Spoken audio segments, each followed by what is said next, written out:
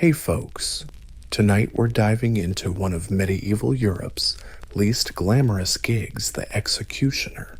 And trust me, that job actually mattered back when catching rats and surviving plagues were considered legit career paths. From swinging the justice sword to being cursed, feared, and socially ghosted, the life of a medieval executioner was a twisted, brutal paradox. He was absolutely needed, but never invited to the party. So before you get comfy, do me a solid, like the video and subscribe, but only if you genuinely dig what I'm putting down here. And drop a comment telling me where you're tuning in from and what time it is. It's always fun to see who's joining us from around the globe. Now, dim those lights, maybe turn on a fan for some soothing white noise, and let's step into tonight's journey together. So, congrats, you just popped into the world. Welcome. You're the newest member of a proud medieval executioner family. That's right. While other kids get swaddled in linen and destined to be bakers, butchers, or if they're lucky, monks, you're gently placed in a cradle next to a whetstone and an axe. No, you're not shaking a rattle. That's your future. In the Middle Ages, execution wasn't a job you applied for. No resumes dropped off at City Hall. It was inherited like a cursed family heirloom. If your dad was the executioner, guess what? You're next in line for the chopping block. Plain and simple. No career changes allowed. No hope of becoming a wandering poet or a sad shoemaker. Your path was laid out and ended at the chopping block. From the moment you could toddle, villagers were staring you down. Other kids ran away from you at the well. Adults hushed their voices when you passed like your tiny hands were soaked in symbolic blood. Spoiler alert at this point. It was just symbolic. You grew up in a house where family dinner talk wasn't about your day, but about much darker stuff. How many strokes to make, the cut clean. There was no escape. Your toys might have included a miniature noose, and your bedtime stories featured phrases like slice and quarter instead of happily ever after. And it wasn't just the job, it was the reputation. You could be the kindest, most literate, soft-spoken kid in the kingdom, but people still treated you like you snuck in at night to threaten the chickens. Your family name said it all. In some towns, entire executioner clans were branded, watched, and sometimes banned from churches, bakeries, or public baths. Hygiene and salvation. Not for you, but hey, perks existed. Maybe you'd never get bullied too badly. Nobody wanted to mess with the executioner's kid. Fear was real. You might not be loved, but you were respected like lightning or a sharp knife. So welcome to life. You didn't ask for this, but it's yours forever. So, you just got born. Cheers. A cheerful newborn wrapped in wool, baptized with holy water, and instantly cursed by generational trauma. You are the latest member of an executioner family, the most necessary, yet least invited profession in medieval society. While other kids were born to churn butter, or one day inherit a sheep farm, you were born into a job that guaranteed everyone would avoid you, like a stranger coughing during a plague year.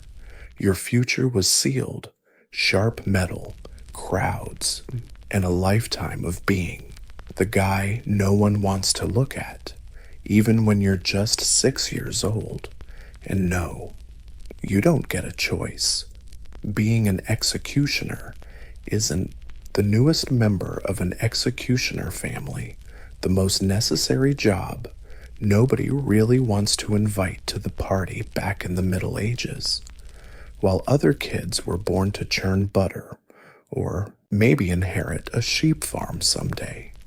You popped out with a gig that guarantees everyone will avoid you, like you're the plague itself.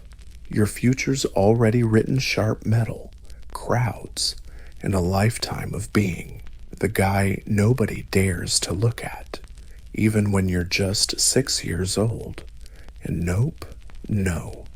You didn't get to choose this.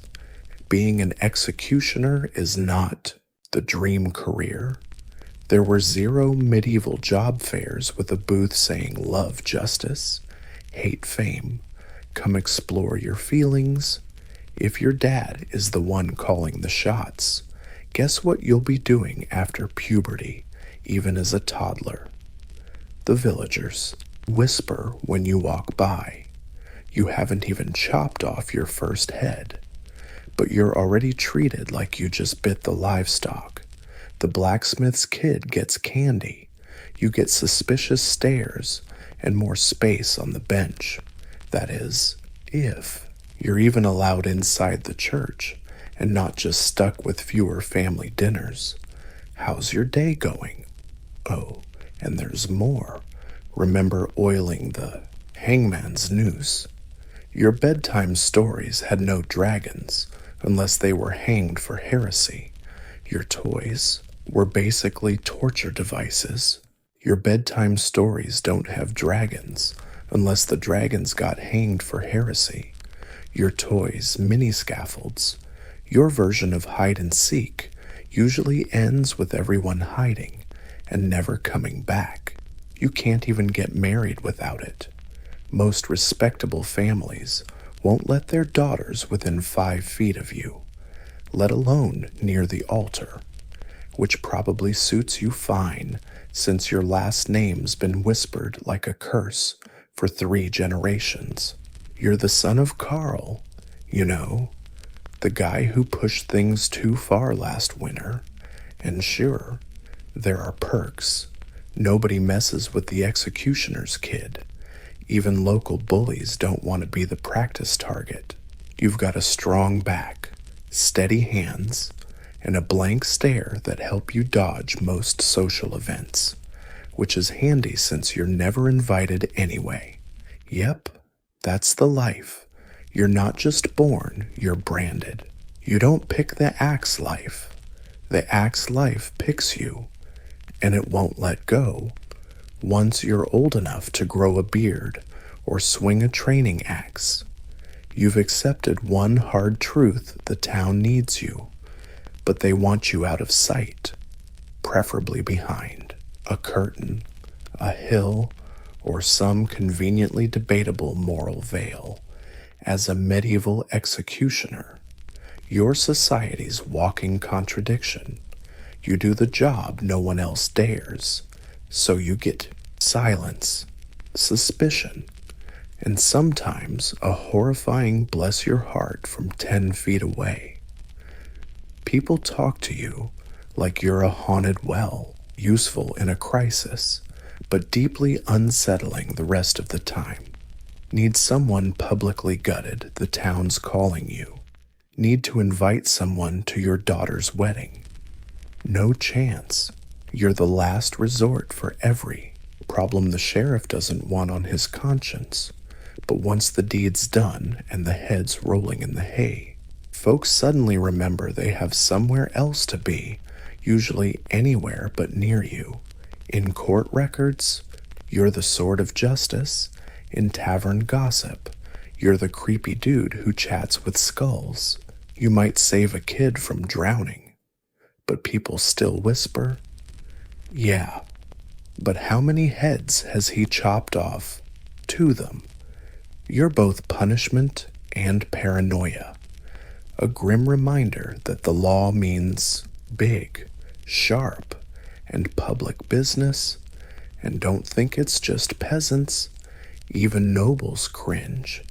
They'll pay you silver and pat themselves on the back for upholding justice, but you'll never get a dinner invite unless it's to demonstrate proper axe handling between courses. Best case scenario: if something goes wrong, like botching an execution or someone getting weak during torture, your own head might roll, literally or figuratively. The crowd that cheered your last show will turn their backs faster than a startled chicken. You're not a man, you're a tool, and everyone pretends you don't exist unless they need something brutally removed. Yeah, the town needs you, but wants you to slip in the back door, hood up, and be gone before sunrise, while other boys learn to plow fields, shoe horses, or if lucky, raid. Your education is a bit more specialized. You're not studying scripture or sewing. You're learning how to chop a neck with one clean swing. Welcome to childhood apprenticeship, where precision isn't optional and failure costs not just lives, but your reputation before you even earn it. Your dad or some old executioner with tree trunk arms will teach you the sacred art of not screwing up in front of an audience. Because while people pretend to hate your job, in court records, you're called the Sword of Justice. At the pub, you're that creepy guy who chats with skulls. You might save a kid from drowning, but folks still whisper, "Yeah, but how many people has he chopped in half to them?" You're both punishment and paranoia, a walking reminder that the law is big, sharp, and very public. And don't think it's just peasants who think this way. Nobles cringe too. They'll pay you in silver and brag about defending justice, but you'll never get invited to their fancy dinners, unless it's to show off how to properly hold an axe between courses. The best part if something goes wrong, like botching an execution or someone crying during torture. Your head might literally or figuratively end up on the chopping block. The crowd that cheered your last show will turn on you faster than a startled chicken. You're not a man, just a tool, and everyone pretends you don't exist unless they need something brutally removed. Yeah, the town needs you, but they want you sneaking in the back door, hood up, and gone before sunrise, while other boys learn to plow fields, shoe horses, or if they're lucky, learn to read. Your education is a bit more specialized. You're not studying the Bible or sewing techniques. You're learning how to cleanly chop off a head in one swing. Welcome to the childhood apprenticeship, where precision isn't optional and failure doesn't just cost you your life, it ruins your reputation before you even have one. Your dad or some old executioner with tree trunk arms will teach you the sacred art of not screwing up in front of the crowd, because while people might pretend to hate what you do, they definitely judge your form, your steps, and your technique like it's the medieval Olympics. Your curriculum includes chopping skills, since missing the neck by an inch can turn justice into a slapstick comedy. Anatomy, because you need to know which bones break easiest and which ones make your axe bounce off. The sacred art is not messing things up in front of a crowd, because while people might pretend to hate what you do, they will definitely judge your style, your swagger, and how you pull it off like it's the medieval Olympics. Your curriculum includes chopping techniques, because missing the neck by an inch can turn justice into a comedy show. Anatomy is crucial. You gotta know which bones break easy and which ones will make your axe bounce right back at you when you embarrass yourself in public. And stage presence. That's because every performance is basically a public spectacle. You're the grand finale, the main event, the reason folks leave their farms and drag their kids to the town square. Think of dinner as a theater show, but instead of dessert, you get an execution. No practice dummies here, unless you count unlucky pigs or really miserable rebels. Most of your training is on the job. And honestly, everyone remembers your first time, especially if it went sideways, especially if you froze up or shook, or worse, had to swing the blade more than once. Nothing haunts you like a botched beheading in an impatient crowd. You're trained to be calm, efficient, steady, but nobody teaches you how to handle the freak out. No medieval HR department, no stress leave, no way to not think about losing your head, no self-care tips. You just sharpen your blade, swallow the guilt, and get ready for the next show. And what do you get? When you master your deadly skills, not admiration, not gratitude, just silence. It's maybe a few extra coins, and the lingering stench of death on your clothes and soul. You're not just trained to kill, you're trained to carry that burden quietly. Imagine this, it's a sunny morning. The market square is buzzing. Bakers are selling delicious bread you can actually eat. Blacksmiths work with badass confidence. And the butcher's enthusiastically swinging his cleaver. Everyone's shouting prices, gossiping, living their medieval lives. Then you show up. The crowd scatters like you're carrying the plague in one hand and a severed head in the other. And honestly, sometimes you kind of are. But even if you're just there to buy turnips, people scatter like rats from a torch. You see, executioners were often banned or strictly barred from public markets. In some towns, you had to wait until after hours just to buy food. Elsewhere, you had a shame corner, where vendors left your stuff for you to grab later, like some cursed medieval DoorDash. Well, because apparently, the official killer of people was too filthy to touch turnips. If you dared mingle with regular folks, things got awkward fast. Merchants would use tongs to grab your coins or flat out refuse them. You could offer clean silver and they'd act like you just handed them a live scorpion dipped in. Sin, oh no, sir, not from you, sir. We're fresh out of cabbage today. Kids got dragged away. Crosses were made. One fishmonger would spit every time you passed by. Not at you exactly, just close enough to make her feelings crystal clear. Touching goods was risky business. If you held a loaf of bread, no one wanted to eat it afterward. If you just nibbled an apple, the whole crate might get dumped in the ditch from pure panic. One light touch from your cursed executioner fingers, and it was taboo, eventually. Most executioners learned to send someone else shopping if they could. A relative, a bribed servant. It's anyone with a less scary vibe.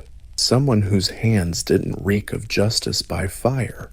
Then you'd retreat back to your lonely house, your private food stash, your increasingly socially distant lifestyle, because even if you weren't working anymore, the town still remembered who you were, and they really preferred you not touch the cheese. Congratulations, you got your own house. Unfortunately, it's not in town, not even close. Your new address is outside the north gate, past the gallows, next to the wild boars as a medieval executioner. You weren't just treated coldly. You were outright zoned out of the city limits. You weren't allowed to live inside the city walls with regular folks. Instead, your home was somewhere between a hermit's hut and a haunted outpost. Congratulations, you have a place of your own. Too bad it's not in town, not even close. Your new address is beyond the North Gate, past the gallows, right next to the wild boar pen. As a medieval executioner, you don't just get cold shoulders. You get kicked out altogether, zoning law style. You're not allowed to live inside the city walls with the regular folks. Instead, your home is somewhere between the hermit's hut and a haunted outpost. You're not a village member, just the annoying forest NPC. Of course, there's a reason for this. A mix of superstition, religion, and traditional hypocrisy. The people who hire you to swing axes at Tenna definitely don't want your bad vibes spreading around. All over the neighborhood at 6 p.m. Your house usually sits near the execution spot because, well, that's just how it goes. Convenient, that is. If you're clueless, definitely not for you. You're literally living in the shadow of your job. The gallows creak in the wind. Crows stare at you like you're their next snack. Sometimes, you even spot a corpse hanging right over. Your breakfast table, Bon Appetit, technically, owns this place, a medieval city's gift, because they tossed some wood into a field and wished you luck. Wind blows through, damp and utterly isolated. Maybe your house is the only one in Christendom with a doormat that says, "Abandon hope, all ye who enter here, not for visitors, but for your own dignity." No neighbors, no casual strolls, no merchants dropping by or monks passing through. Just you, your tools, and the occasional panda with zero privacy. You can hear church bells in the distance, but you won't hear the market's laughter. You're close enough to serve the town, but far enough to never belong. And when the storm hits, who's rushing to check on you? No one. The whole town forgets you until the next criminal needs a final solution. So you live outside the walls, a lone man who only shows up when necessary, like thunder scary, useful, and best admired from a distance. So yeah, you're an executioner. You live outside the walls. Your handshake is basically a biohazard, and your grocery trips require diplomatic finesse. But surely you can find comfort in family. Right. Well, here's the thing. Medieval executioners also had families. They just struggled at first. See, once your job gets out, your dating prospects drop faster than a heretic slipping through a trapdoor. No one wants to marry a guy whose job description includes artery sprayer. Respectable families lock their doors when you walk by. Fathers clutch their daughters tighter, even the town drunk who once proposed to a goat looks at you and says, "Dude, that's a bit much. Don't you think?" So your dating pool dries up, real shallow, usually. The only folks willing to marry an executioner are outcasts, gravediggers, butchers, lepers, or if you're lucky, widows with seriously demolished standards. Romantic candlelit dinners. Try whispering in alleyways so no one catches her chatting with you. And if you marry and have kids, They inherit your job like a curse tattooed into their skin. Sons get trained from day one to swing steel with deadly precision. Daughters carry the last name, enough to get them shunned by society by age 6. This isn't a family, it's a legally required support squad. Shunned by society by age 6. This isn't a family, it's a legally required support squad. Your family can't attend festivals, can't stroll the town together, can't pretend to be normal, even for a single Sunday. If they go to church, they sit in the back or don't go at all, because even salvation has its ups and downs.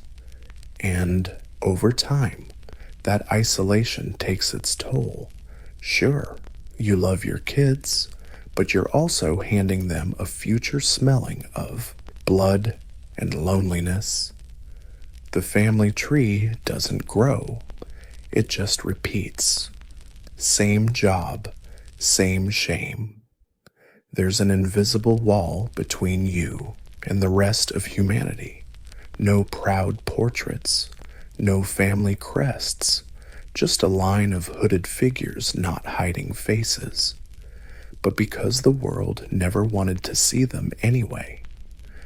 So you finish your week's work, you've beheaded, gutted 1 or 2 heretics, maybe even washed your sword in holy water out of sheer anxiety. Surely it's time to confess. Right. Light a candle, pray, start fresh. Nope, not quite.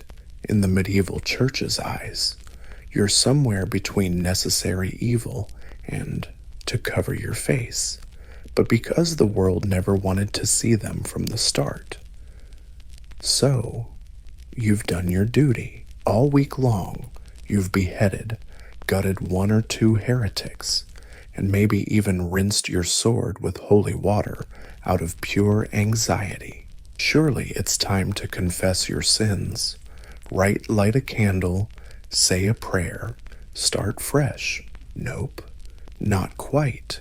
In the medieval church's eyes, you're somewhere between necessary evil and genuine moral dilemma. Yes, you carry out divine justice.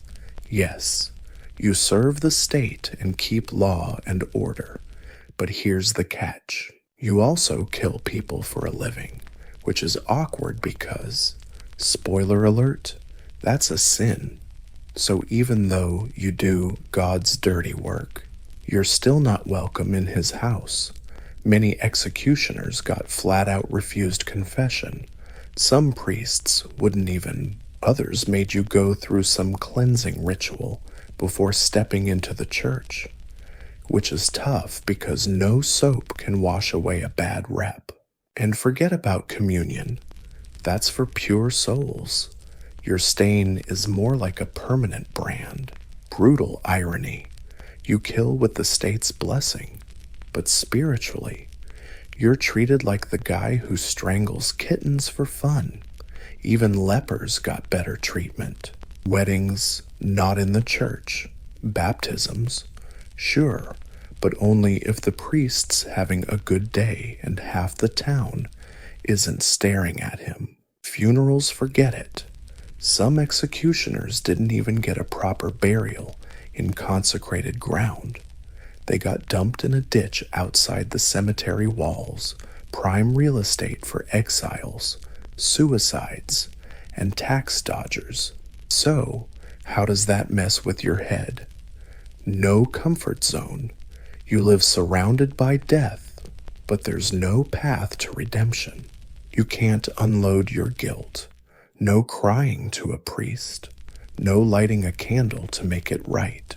You just carry it silently, heavy as hell. Sometimes you drink. Sometimes you scream into the woods. Sometimes you just sharpen the blade again, even if you think you're doing the right thing. With clear laws and fair trials, you still go home wondering if you're cursed by man, God, or both. Because even in a world full of sinners, you're the one who makes it real. Nothing beats the pressure of executing someone in front of a screaming crowd. Part justice, part ritual, part public show, and you're the main act. Forget anxiety. Forget bad weather. The crowd doesn't care if your wrists hurt, your stomach's empty, or your axe's a little dull after last week's double hanging. They came for a show, and you hold the spotlight and the blade.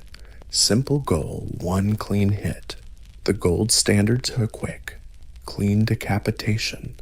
Anything less and the whispers start.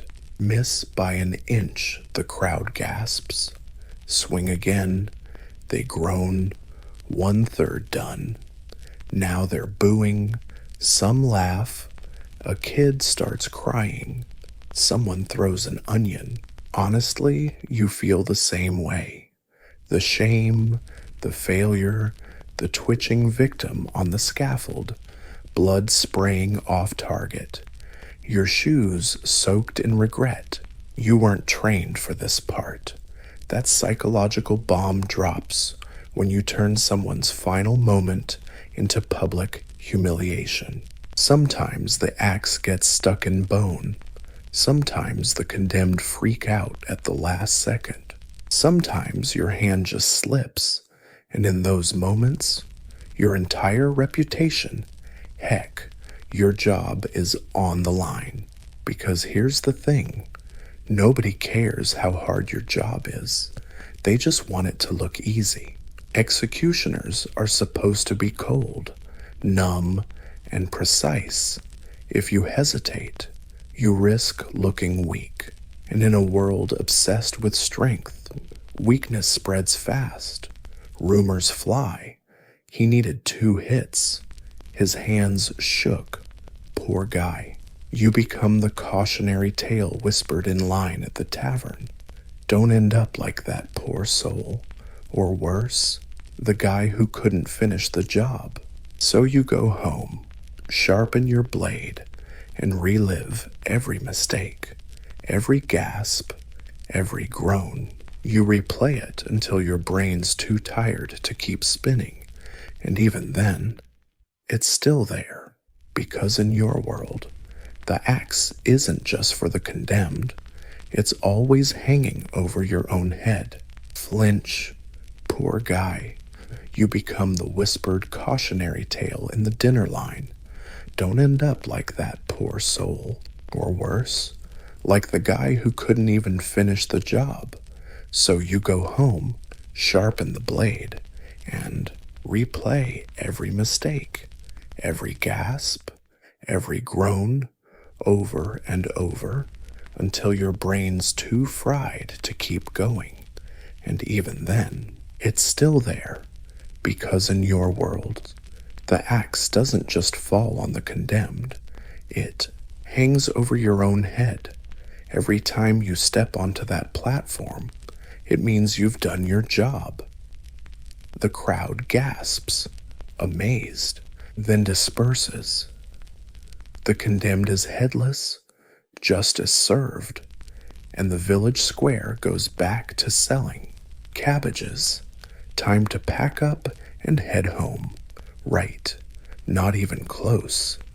Being an executioner isn't just about swinging an axe.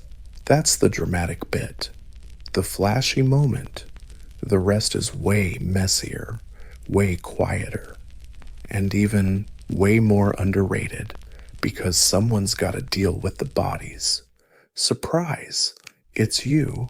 You might be asked to cremate, bury in unconsecrated ground, or shove corpses into shallow graves under the gallows. Basically medieval trash duty. No funeral, no ceremony. Just a faint hope the local dogs don't dig it up. And no gloves, no soap, no breaks. You're the death janitor, the last sinner scrubbing up, the silent gatekeeper of justice, and nobody says thanks. In fact, the folks who cheered at the execution Now give you a wide berth, 'cause you smell like ashes and gallows. Plus, there's side jobs, torture. Yep, that's your fault too. Another criminal, another public shaming. You're the guy with the hammer and nails. Sometimes they even make you flog someone while reading the Bible out loud. Multitasking to dodge a moral meltdown. Oh, and if a noble demands discretion, guess who cleans up their mess when no witnesses are around and everyone knows snitching means you're next? The executioner in name only. The medieval society's all-purpose horror tech. When the crowd's gone, priests quiet down, and court clerks go back to their parchment. You're the one left behind, doing the job nobody else can stomach, with all the fear, disgust, and existential dread wrapped around the role. Being an executioner still comes with one undeniable perk. You get paid. Actually, you often earn more than the average peasant, sometimes way more. Executions, torture, chopping up bodies all come with a neat little silver purse. Add bribes for discretion or speed. You might even end up with cash that'd make bakers jealous. But here's the catch. You can't spend it like a normal person. Walk into a tavern jingling your coin pouch, and suddenly, silence. The bartender pours your beer, then wipes the counter like you're a stain. You tip him double. He still won't look you in the eye. Buy a new robe. The tailor hands it over with tongs. The coins you gave him are real, but to him, they're cursed. Blood money. He mutters like the silver might bite him. And don't even try charity. Once, you donated to the church. They took the money, then paid someone else to clean the holy relics. Sure, you can stash up wealth. You might even build a small house with real furniture, pretty rare, in your line of work. But ironically, the richer you get, the lonelier you become. You're wealthy. Yeah, but like a dragon hoarding gold in a cave, lonely and scary. People think money can fix stigma, that a heavy purse can balance a heavy conscience. But gold doesn't erase nightmares. It doesn't scrub blood from your memory or buy back your humanity. It just sits there cold, shiny, useless for anything that really matters. You can't buy peace in the Middle Ages. You buy silence, you buy space, you buy the right to drink alone at a corner table without being asked to leave. And deep down, you know the truth. Every coin you carry was bought with someone else's last breath. That's the currency of your life, and no amount of money can buy forgiveness. In a town of a few hundred, everyone knows who you are. They know your name, your house, your footsteps, your job, and most importantly, your shadow. They whisper it. That's him. They mutter it when you walk by. The executioner. They pull their kids close like you might accidentally chop someone's head off in the street. But even though you're widely recognized, no one really understands you.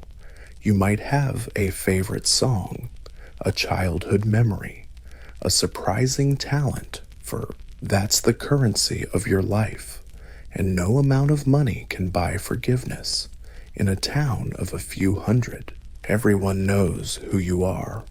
They know your name, your house, your footsteps, your job, and most importantly, your shadow. They whisper it. That's him. They murmur it when you walk by. The executioner.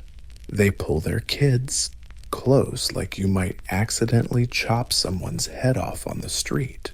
Still, despite being well known, no one really understands you. You might have a favorite song, a childhood memory, a surprising talent for wood carving, but none of that matters. Your whole identity boils down to one role, one blade. People don't see you, they see what you do. You're a walking job description. Even when you're off duty, just buying onions, people cross the street like you're contagious. Nobody asks how you're doing. Nobody asks if the job is weighing on you because to them, you're not a person with doubts or regrets. You're an axe with legs. That's a weird paradox. Everyone knows you, but no one really gets you. You're in every court sentence, every whispered bedtime story, every moral lesson told to naughty kids. Yet you're never truly invited into the world you serve. When you walk into a tavern, silence falls. When you leave, the noise creeps back. You hear laughter, but never join in. Always after you're gone, no one asks, "How was your day?" No, "You're just fine." No. Ever wish things were different? Talk too much and you seem unstable. Say nothing and you're cold. Laugh, that's the worst. Terrifying. Really, the guy swinging the sword shouldn't smile. Over time, you play that role. You become the man they trust dark, silent, carved from stone. You learn to stand still, nod, and disappear. Because while everyone in town knows your name, no one really knows you.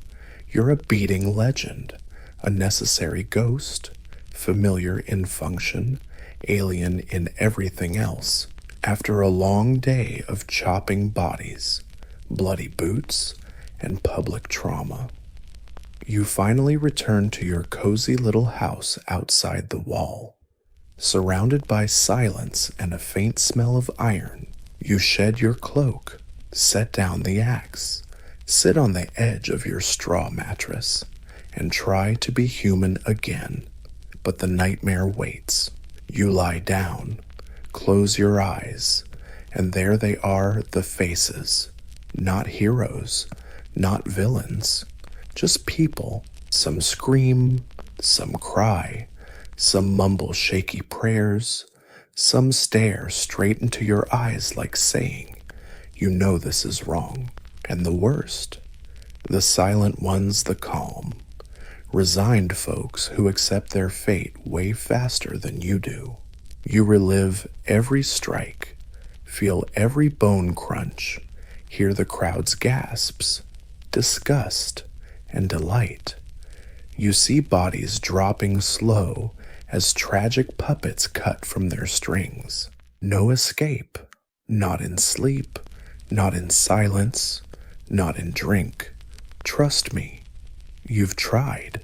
You start jumping at everyday sounds, twigs snapping, ropes fraying, wooden stairs creaking, all reminders, all echoes, and you'll never forget the botched chops, the hesitant blade, the crooked slice, the groan of someone who should have died quicker. You carry that. No one checks on you. No medieval trauma counselor for head choppers. You don't write letters. You don't cry in public. You stare into the fire hoping your soul freezes before your hands do. Sometimes late at night you wonder, what if they were innocent? What if justice got it wrong? What if I got it wrong?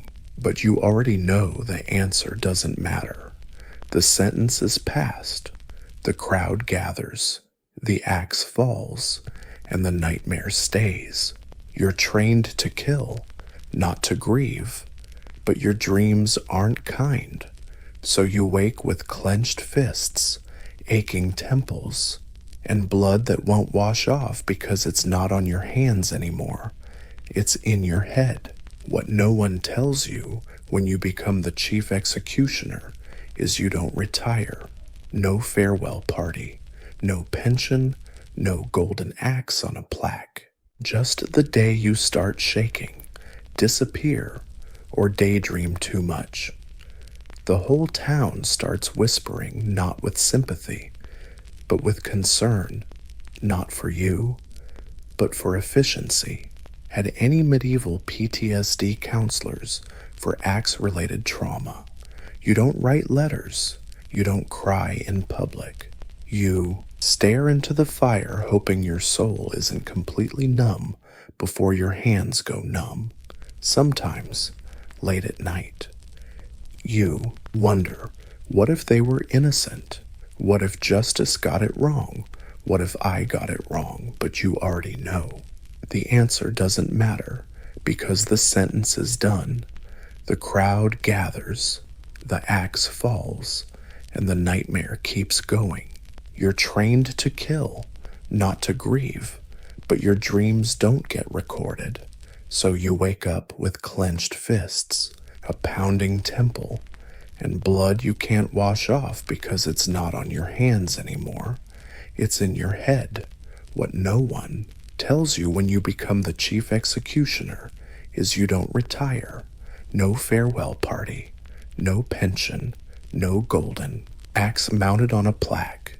Just one day when you start to shake, disappear, or daydream too much, the whole town starts whispering, not with sympathy but with concern, not for you, but for efficiency, because to them, you're not a man, you're a machine, a cog in the justice system. Just keep that blade sharp and swing it steady, and they'll nod from afar and pretend you don't exist. But the moment you falter, the moment your hand shakes on the block, or you hold the rope too long, the machine squeals, and everyone notices. Suddenly, you're a problem. The burden, not because your soul is falling apart, but because you're ruining the whole vibe. The crowd isn't here to witness sin. They came to see skill, so the town quietly starts its transformation. Maybe a younger guy, an apprentice, your son, or some distant cousin starts taking the small jobs. Here it's whipping. There it's stamping, then hanging. Nobody tells you you're being replaced. You just start getting fewer summons. The coin slows down. The stares shift from fear to weak pity, the worst kind of pity, because that means they don't need you anymore. And when you're finally forgotten, it's not by accident, it's by design. You slowly disappear into the little house outside the wall, your tools rusting beside you, your hands, once strong and precise, now shake, lifting a spoon. Your knees ache from a lifetime spent kneeling in the yard, and no one comes to visit. Your name becomes an annoying footnote in villagers' memories. Do you even remember his name? The guy with the axe. Oh, right. Didn't he go crazy? And when you finally die, maybe alone, the church isn't even sure if they should bury you inside the gate or just toss you under some random tree. Because in the end, you were never really part of this town. You were a service, and services, when expired, get quietly retired. At first, the job made sense. The condemned were thieves, murderers, heretics. You were the arm of the law, the line of justice. You didn't question it. You carried it out, efficiently, publicly, and without hesitation. But as years rolled on and the block got slippery from repetition, something started to itch beneath your solid surface. It began small. A man condemned for stealing a loaf of bread. He had 5 kids. No defense, just hunger. Then a woman accused of witchcraft for mumbling prayers in the wrong language. You saw the fear in her eyes, the utter confusion as the noose slipped around her neck, then the nobles, ordering killings not for crime, but for politics, land, jealousy, or just to make someone disappear. You began to realize you weren't just burying criminals, you were burying secrets. The executioner's block became a filter that eliminated the inconvenient, the poor, the powerless, and you were the final seal, the one who made it irreversible. You wanted to believe in law, structure, right and wrong, but those voices that once confidently declared guilt now sounded hollow. You heard the crowd cheer when a man screamed. You saw judges exchange looks like merchants haggling over a soul, and you were always told, you don't judge, you just carry out the sentence. But what if that's wrong? No room to ask, no confessional, no forum.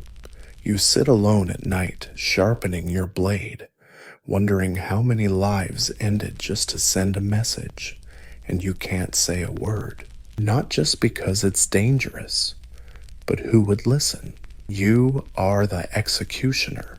Nobody trusts the guy in the hood. You don't get opinions, just orders. So you bury justice bit by bit, not because you want to, but because you have to, because in this world, truth is a luxury, and you're just the broom sweeping everything under the scaffold. And the worst part, you start thinking you were never the sword of justice, just the gravedigger burying it. You spent your life serving, not for glory, not for gold, not even for justice, just out of duty, the brutal, bloody kind no one mentions at parties. And when the end finally comes, it's not dramatic. No poetic last words, no family gathered by your side, just a lingering cough, a fading scene on a straw mattress, still smelling faintly of iron and damp rope. Take one last breath, and that's it. No bells, no priest rushing to you, no one cries. Your body is found by some local kid, or maybe not found until the smell gets bad. The town clerk jots down your passing with a sloppy note on the back of the tax ledger. The executioner is dead, waiting for a replacement. No funeral, no fancy engraved tombstones here. Maybe a wooden plank if someone remembers you. But that's not surviving the winter, and of course, you don't get buried in a cemetery. Nope. You just lie there outside the city gates, gates you were never allowed to cross in life. After all, executioners were the town's filthy outcasts, useful, ugly, and totally disposable. This guy buried hundreds of people, but honestly, nobody buried him. Town life moves fast. There's always another sword, another unfortunate soul, another cursed job passed down like some twisted family heirloom. In the years ahead, people might only mention you in bits and pieces. The one who chopped off the Baron's head. Remember the guy who drank alone and never looked anyone in the eye. Or worse, what was his name again? Your legacy isn't stories, kids, or peace. It's silence. It's absence. It's the empty space you filled that no one wants to talk about. And maybe that's fitting. You spent your whole life making sure the guilty got forgotten. You just didn't expect to get forgotten right along with them. So, in the end, your death mirrors your life, necessary, but never mourned, because in medieval society, you were never meant to be remembered. You were meant to suffer, and now you're gone. It all started when water flowed through a ditch. On January 24th, 1848, a guy named James W. Marshall was working by the American River near Coulom's, California, when he glanced down and spotted something shiny sparkling in the sun. At first, he didn't believe it. Just a tiny bit of gold-colored junk. Probably a prank. But nope. It passed the scratch test. Real gold. Real gold. He ran off to tell his boss, John Sutter, who was not exactly thrilled. Sutter wasn't thinking riches. He was thinking land. He was building a farming empire, and he knew what gold meant: chaos, stampedes of strangers, land claims, and the death of his dreams. So the two guys tried to keep it quiet, keep it secret. They failed spectacularly. Within weeks, rumors spread like wildfire faster than the mail. Locals grabbed pans and pickaxes. People quit their jobs mid-shift. Sailors jumped ship in San Francisco and vanished into the hills. Newspapers didn't even bother fact-checking. Gold found in California was printed like gospel, and then chaos hit. That summer, President Polk confirmed the discovery in a speech to Congress. That was it. The genie was out of the lamp. By 1849, over 90,000 people, called 49ers, flooded into California by land, sea, and every grueling route imaginable. That one squinting guy looking down a ditch kicked off the biggest mass migration in U.S. history. But here's the kicker. Marshall never got rich. Neither did Sutter. The discoverers ended up bankrupt, bitter, and sidelined as the gold rush swallowed everything whole. So picture this. A tiny spark in a muddy trench ignites a global stampede, redraws maps, fuels America's expansion, and turns California from a boring frontier into a state in just 2 years. And ironically, the gold finders didn't get a single penny now that we've set the stage. Let's dive deeper into the madness, the migration, and the legends that turned California into the land of golden dreams and broken promises. Imagine you're a farmer in Ohio or a shopkeeper in Boston in 1849. You hear whispers, see headlines: gold, mountains of gold just waiting in California to be dug up. You sell your land, say goodbye to family, and start the trek across the country on foot. That's exactly what thousands did. And just like that, the era of the 49ers began. They came in waves from every state and far beyond. Latin Americans, headlines, gold, mountains of gold just sitting there waiting to be mined in California. You sell your land, say goodbye to your family, and start a cross-country hike. That's what thousands did. And just like that, the era of the 49ers kicked off. They rolled in waves from every state and way beyond. Latinos, Aussies, Europeans, even a brave group of Chinese miners crossing the dangerous Pacific. Some came by covered wagons, battling cholera, famine, and every brutal weather the West could throw at them. Others took creaky ships, detouring through Panama, hoping not to catch yellow fever before hopping on another boat north to San Francisco And oh, San Francisco, a sleepy little port town of about 1,000 souls before it got crowded. By the end of 1849, over 25,000 people had flooded in. Talk about a surreal makeover. Tents popped up faster than houses. Entire ships abandoned, turned into warehouses, jails, and hotels.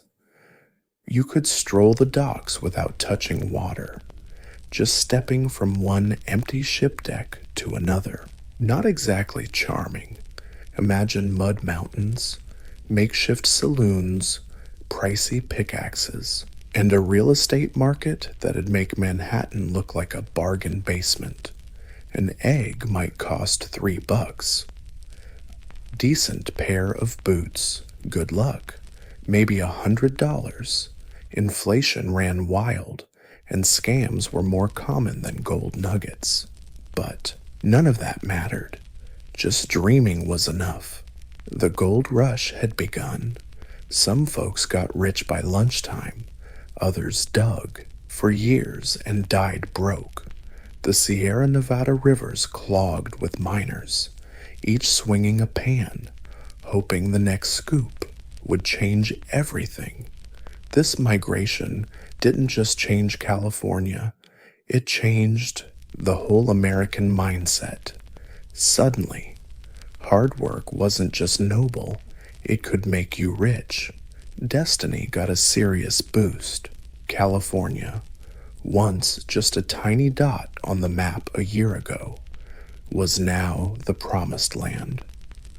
Of course, when thousands of desperate men squeezed into tiny valleys with shovels, things got tense. Congratulations, you made it.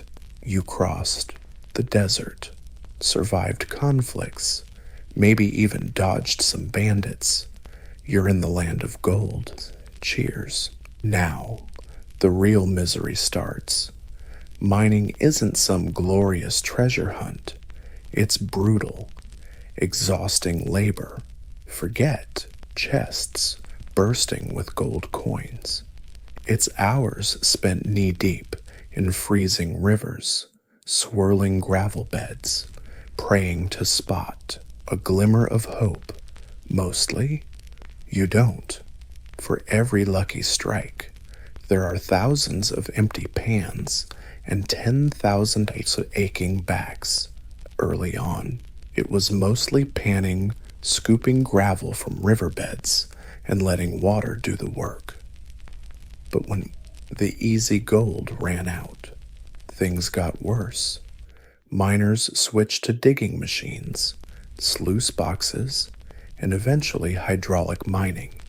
A violent process that blasted entire hillsides apart. It wrecked the land and polluted rivers, but it worked. Refugee camps were a chaotic mess. Picture a jumble of tents, rickety cabins, and saloons, all glued together by desperation and mud.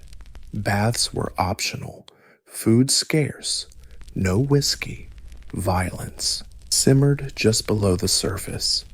Arguments and complaints got fierce, especially when no one trusted. Courts and everyone had a shovel. Then disease showed up, with thousands crammed into filthy camps. Cholera and gum disease became daily realities.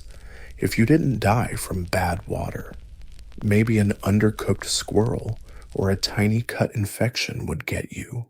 No real doctors around, just a few quacks who knew more about potions than medicine. Worse, prices here were insane. A shovel costing $2 and new, more about medicine than actual medical knowledge. Worse, prices here are just bonkers. A shovel that costs $2 in new, York can go for 30 at the mine. Eggs, luxury items. Laundry, hope you like dirty clothes. And if you're lucky, hope you keep them. Theft was rampant. You had a bag of dusty gold one day. Next morning, it's gone. Same with your roommate. Somehow, though, this legend kept going. People kept coming. Hope. A gamble. The raw possibility of it all was enough. Gold leads, people follow, and where people go, chaos tags along. That's enough. Gold goes where people go, and where people go, chaos follows like a bad smell. The gold rush didn't just spawn mining camps. It whipped up entire towns overnight. Places like Placerville, Marysville, and Deadwood. Yep, Deadwood's population exploded faster than you can say law and order. They called them boom towns, and that name fits perfectly. They boomed and then crashed just as fast. These were places with no laws, no real government, and usually zero moral compass. Judges rare, sheriffs rarer, and gold makes people desperate. If you don't loudly claim your claim, someone else might snatch it. Even if you'd staked out a primo spot, some jerk might try to steal it or just shoot you and take it anyway. Vigilante groups popped up in towns where the law was either absent or bought off. People took justice into their own hands. Self-defense groups formed sometimes for noble reasons, sometimes just greed. Trials were quick, verdicts even quicker. If someone got caught stealing gold or cheating at cards, they might get hanged from the nearest tree without much fuss. That wasn't justice. It was convenience, pure and simple. Saloons were the epicenter of these towns. Gambling, booze, fistfights, and the occasional gunshot were just background noise. Looking for company dirty pigeons. Women followed the rush west, ran brothels, charged top dollar, and thrived in a world rigged in their favor. But not everyone was lawless chaos. Some folks tried building actual communities. Churches popped up, schools opened, and newspapers started printing. San Francisco even set up a vigilance committee to root out corruption and ended up more powerful than the actual government. Here's a weird fact. Gold wasn't always used to buy stuff. Too easy to shave off a bit. Instead, people traded gold dust, measured on tiny copper scales at the bar. A pinch got you a meal, a handful a night you might not remember. But these boom towns weren't built to last. When the gold ran out, so did the people. Many towns turned into ghost towns overnight. While some chased the dream of riches, others paid a way steeper price. The California gold rush wasn't just about luck. It was about displacement, violence, and racial injustice. The first to suffer were Native American tribes. Californians' indigenous peoples had lived there for thousands of years. But once the rush hit, they were violently kicked off their lands at breakneck speed. Forests were chopped down, rivers poisoned with mercury and sediment, hunting grounds taken over by miners and boom towns. Some tribes were forced into slavery under the guise of apprenticeship programs. Others were slaughtered outright, state-approved, sometimes funded. Militia campaigns aimed to wipe out native populations. It was a disaster. In just 2 decades, California's native population plummeted by nearly 90%. Then came waves of immigrants, especially from China. By the early 1850s, tens of thousands of Chinese workers had arrived in California. Most just wanted to work, earn money, and send it back home.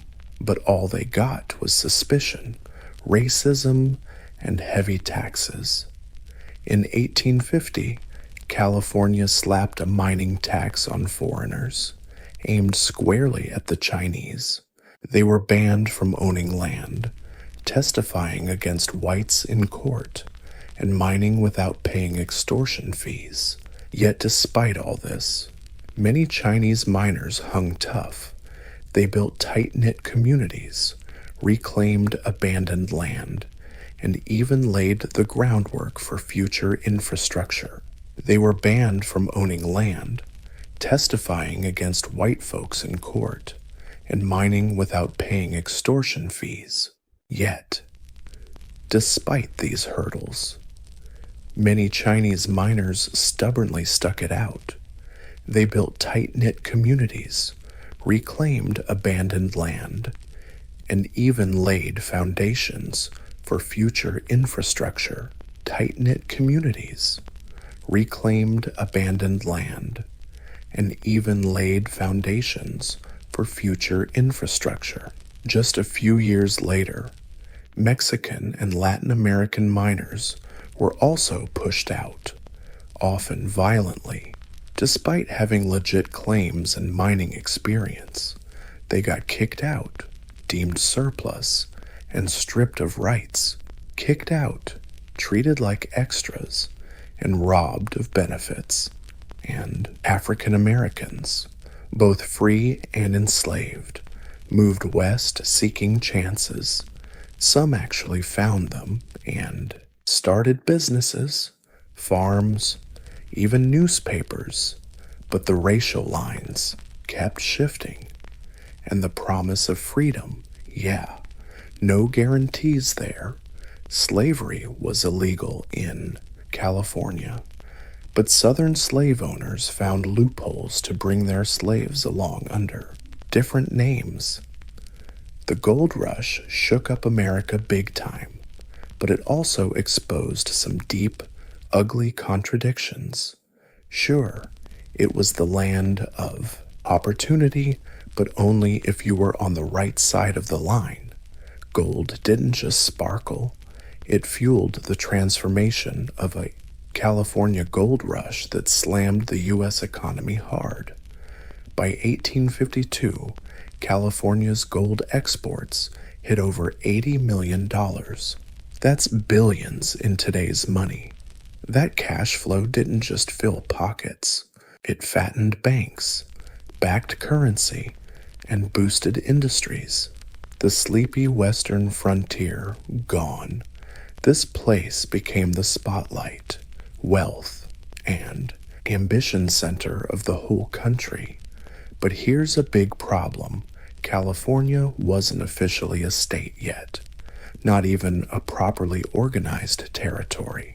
It was bought in 1848 after the Mexican-American War, but managing it, total mess. The sudden flood of settlers made it clear something had to happen fast. So in 1850, just 2 years after the first gold nugget was found, California zipped into the Union as the 31st state. That's American expansion for you. Unlike many other Western territories, this one skipped the awkward teenage years, straight to statehood. No waiting in line, but here's a twist. California was officially a free state, banning slavery. This threw the already shaky balance between free and slave states way off kilter, the South furious, the North fired up, and political tension edged the nation closer to civil war. Meanwhile, in California, the riches kept flowing, and not just from gold. Entrepreneurs realized the real gold mine was the miners themselves. A German immigrant named Levi Strauss started selling tough canvas pants miners couldn't rip and invented blue jeans. Leland Stanford sold supplies to miners before jumping into building the Transcontinental Railroad and founding Stanford University. Oh, And that railroad became the lifeline connecting California's gold to East Coast markets. Before trains, it took months to reach California by land or sea. By rail, just days.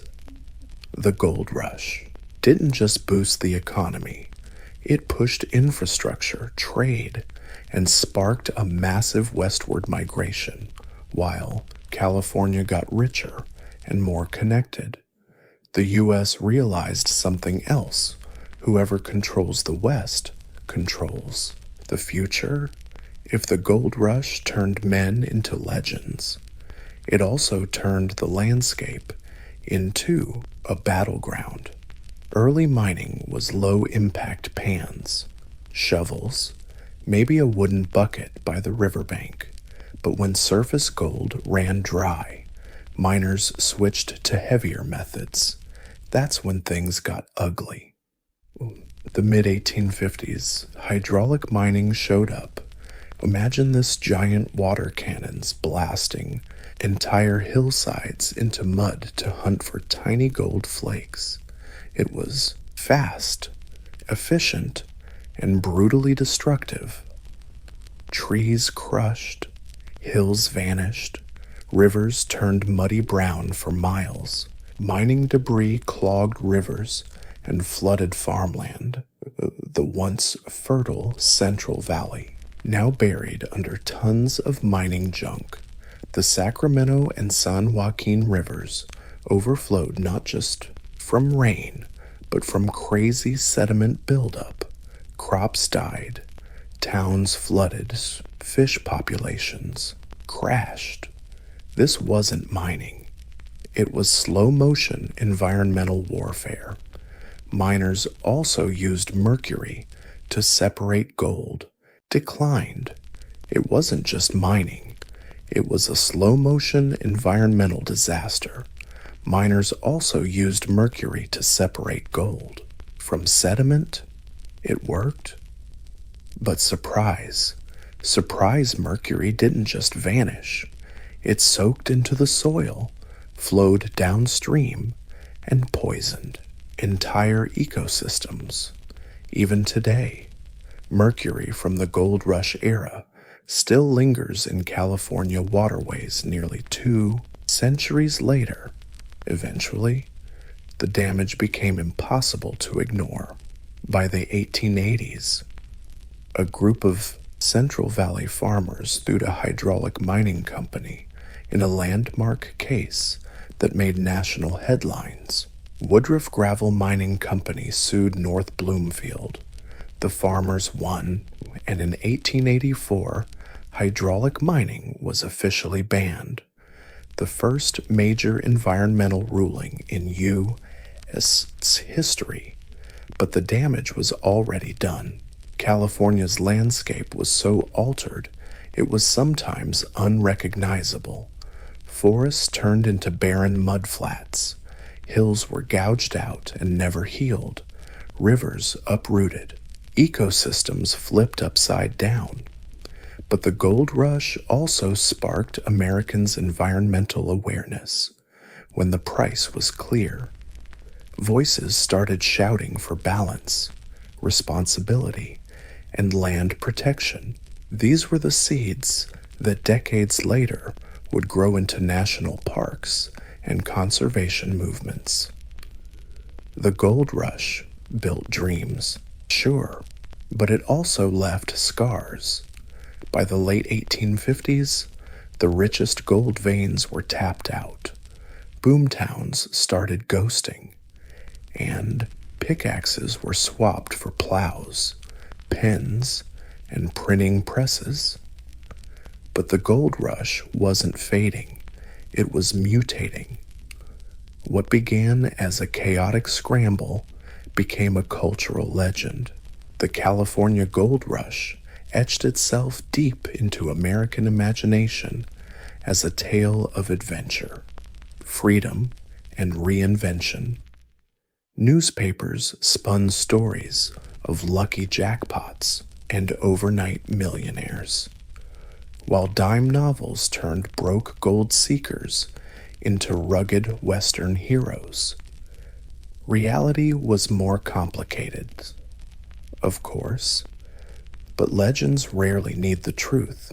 The gold miner became America's icon shabby hat, long beard, pan in hand. Never mind, most miners went broke or ended up buried in shallow graves. The image stuck. California became synonymous with opportunity.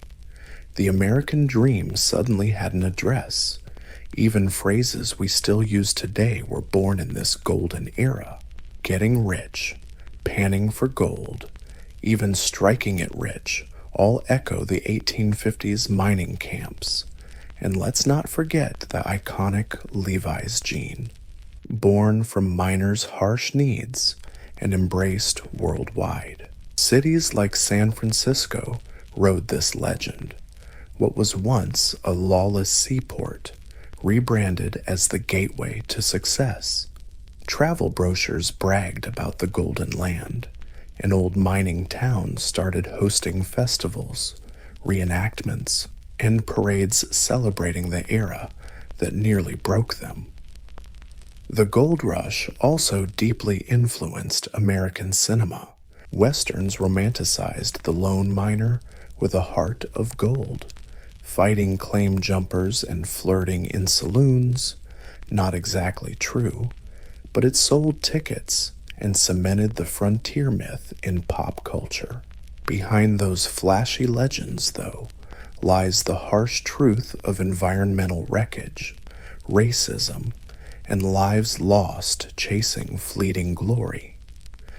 Still, the dream lived on, and maybe that was the point, because the gold rush wasn't really about wealth. It was about hope. The belief that if you're brave, lucky, or stubborn enough, you can change your life with just a shovel and a handful of gravel. The California Gold Rush officially ended in 1855, but its impact never really stopped. California, once Mexico's remote frontier, became a powerhouse. In just a few years, it became a state, reshaping the U.S. economy and drawing people from every continent.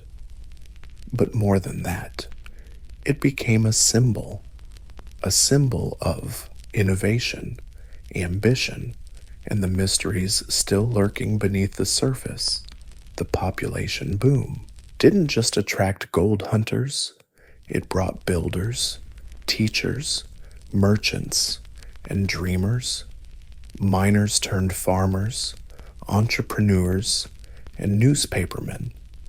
Infrastructure built for mining got repurposed for growth. Roads, not exactly accurate, but hey, it sold tickets and helped cement the Wild West myth in pop culture.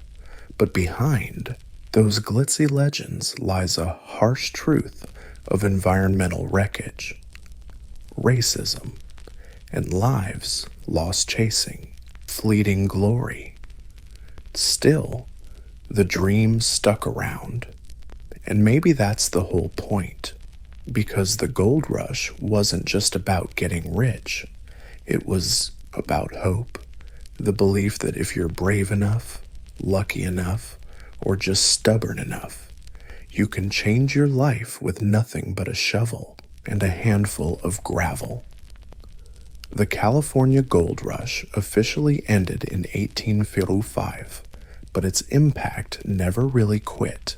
California, once a distant Mexican frontier, became a powerhouse. In just a few years, it turned into a state, reshaping the U.S. economy and drawing people from every continent. But more than that, it became a symbol of innovation, ambition, and the hidden possibilities lurking just beneath the surface. The population boom didn't just bring gold miners, it brought builders, teachers, merchants, and dreamers. The miners turned farmers, business owners, and newspaper editors. The gold mining infrastructure got repurposed for growth. Roads became trade routes, camps turned into towns, and shacks into homes. San Francisco transformed overnight from a muddy outpost into a booming metropolis. And the gold rush didn't just leave physical scars. It left an emotional mark. That gamble on anything attitude later fueled the rise of Hollywood, Silicon Valley, and counterculture movements. Whether it's celluloid, silicon chips, or psychedelics, the idea is the same. Head west, try something wild, and maybe, just maybe, you'll strike gold. Even the tech boom at the end of the 20th century and start of the 21st echoed that 49 spirit. Young entrepreneurs, powered by belief and caffeine, stormed into California with nothing but a laptop and a dream. Not so different from the dusty miners with pickaxes and big hopes. But the gold rush also reminds us there's always a cost to ambition. Indigenous communities got wrecked, ecosystems shattered, and inequality was baked into the economy from the start. Every lucky strike was backed by hundreds of failures, forgotten in the footnotes. Today, the ruins of that era are everywhere: ghost towns, rusty mining gear, and winding trails through the Sierra Nevada. Museums hold artifacts, schools teach legends, and tourism boards sell the magic. But the real legacy is in the mindset. The gold rush gave America a constant sense of urgency, the idea that something bigger, better, richer is always just out there. All you have to do is chase it. So, when you hear the California dream, remember it started with a shiny glint on the ground and thousands of guys willing to risk it all for a shot at something greater. Long before humans carved laws into stone or signed treaties on papyrus, trade shaped the ancient world. It didn't start with maps or merchants, but footprints worn paths over hills and valleys where prehistoric folks went hunting what they lacked. Long before the Silk Road, Amber Road, or Spice Route, there were salt trails, stone paths, and survival routes. Imagine a time before writing, before cities, when people lived in scattered tribes, swapping goods when needed. One village had flint, another shells, a third salt, a precious preservative in a world without fridges. Somehow, these goods traveled, changing hands from one tribe to another, across vast, rugged terrain, and the proof is clear. Obsidian from Anatolia turns up at Neolithic dig sites hundreds of miles away. Baltic amber shows up in graves as far south as Mycenae. Greece? Someone was hauling this stuff long before borders and bureaucracy existed. These first trade routes weren't carved out or designed. They grew organically, shaped by nature. Rivers became highways. Mountain passes became corridors. Forest trails turned into lifelines. And with each generation, these paths got clearer. Hunters became traders, and traders became messengers, carrying not just goods, but gossip, and even early religious ideas. Trade wasn't just about stuff. It was about knowledge. It was how farming techniques, metalworking skills, and even art styles spread between cultures.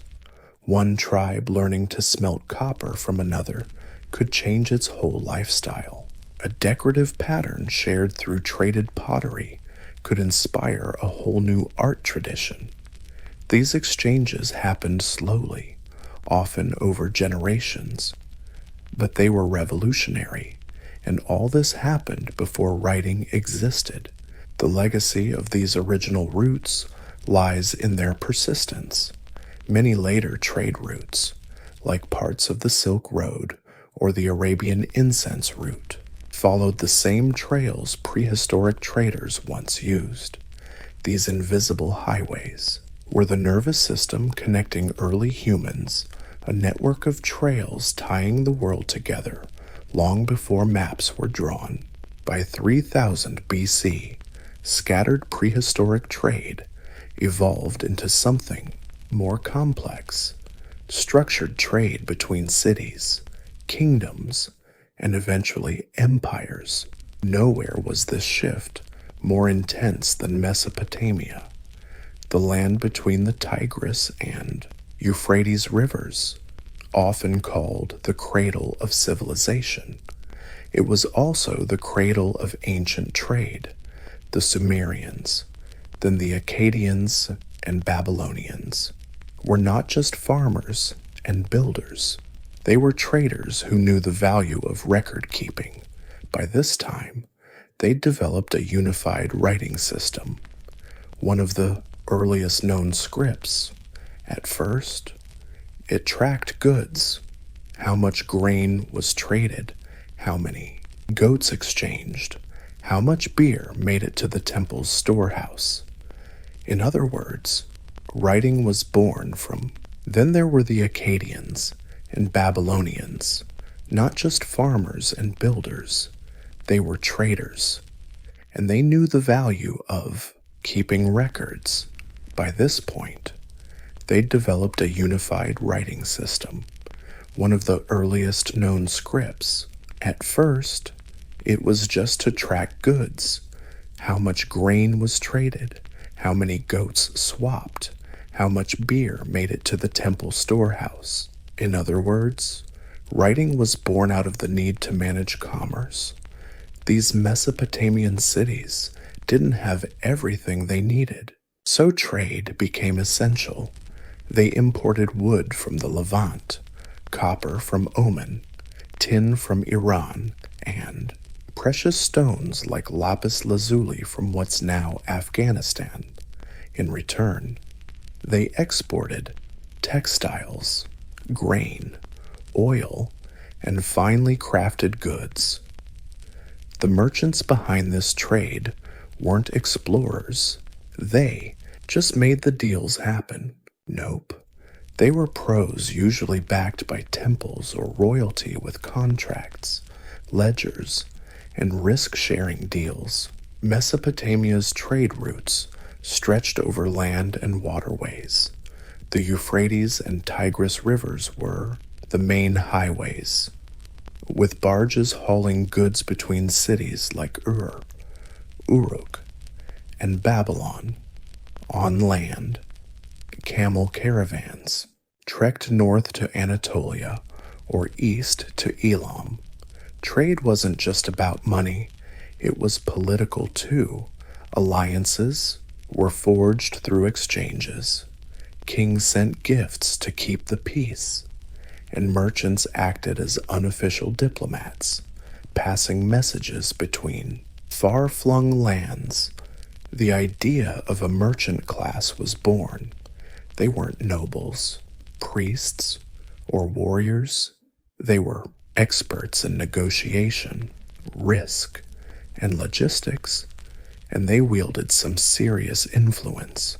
Over time, their presence became essential for the stability of this early urban economy. Mesopotamia proved that trade could tie cities together, create wealth, and spark innovation. It turned bartering from a bare necessity into a full-on system, from handshakes to contracts. While Mesopotamian merchants ruled the rivers and roads of the Near East, another civilization was rising, to dominate the seas, the Phoenicians. By 1200 BCE, these seasoned sailors from the Levantine coast, today's Lebanon, parts of Syria, and Israel had turned the Mediterranean into one of history's busiest maritime trade networks. The Phoenicians didn't build empires by conquest. They built them through trade. Their city-states, especially Tyre, Sidon, and Byblos, were small but fiercely independent, united by one thing: the sea. With narrow strips of land and limited farming, these cities had to rely on the waves to survive. And they did more than just survive. They thrived. Phoenician ships were fast, tough, and ahead of their time. They were pioneers of the bireme ships, with 2 rows of oars that made long-distance sea travel way more efficient and reliable. These ships crisscrossed the Mediterranean, trading everything from timber and glass to the famous Tyrian purple dye, squeezed out of sea snails and worth its weight in gold. But maybe their longest-lasting legacy was what they carried with them: the alphabet. The Phoenician writing system, with 22 letters, inspired the Greek, Latin, Arabic, and Hebrew alphabets, the building blocks of modern written communication. They set up trading posts from Cyprus to Carthage, from Sicily to southern Spain. Carthage itself, later Rome's most fearsome rival, started out as a modest Phoenician outpost. These coastal colonies created a trade network that rivaled any land-based empire. And Phoenician trade wasn't just about moving goods. It was about spreading culture.